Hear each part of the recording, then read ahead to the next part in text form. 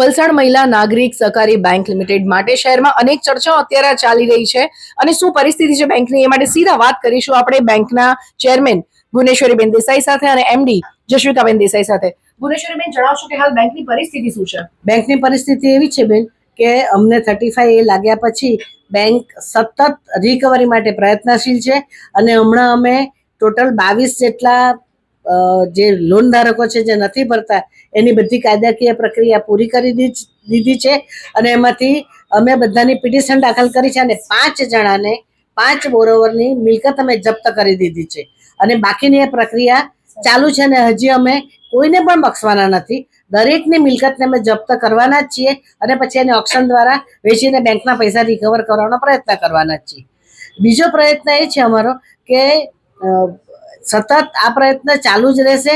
Bank બંધ નથી થઈ. બેંકને માત્ર 6 મહિનાનો સમય આપવામાં આવ્યો છે અને એ સમયગાળા દરમિયાન અમે બેંકની રિકવરી પૂરી કરીશું. જશવિકાબેન, શું કહેશો તમે અત્યારે?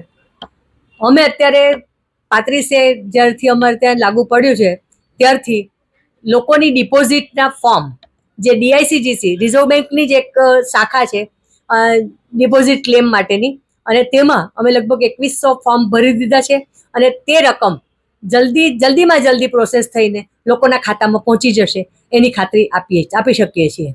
રિકવરીમાં સરફેસીને માટે અમે સરફેસીને કરીને જે પણ કોઈની પ્રોપર્ટી હોય તે જપ્ત કરીશું અને તેને માટેના પ્રયત્નો પણ અમારા ખૂબ સઘન ચાલુ જ છે. આ ડિપોઝિટરને ખાસ ખાતરી આપવા માગીએ છીએ કે અમારા ડિપોઝિટર અને શેર હોલ્ડરોની જે પણ કંઈ થાપણ અમારે ત્યાં છે એ સુરક્ષિત જ છે. 5 લાખ સુધીની ડિપોઝિટ સુરક્ષિત છે.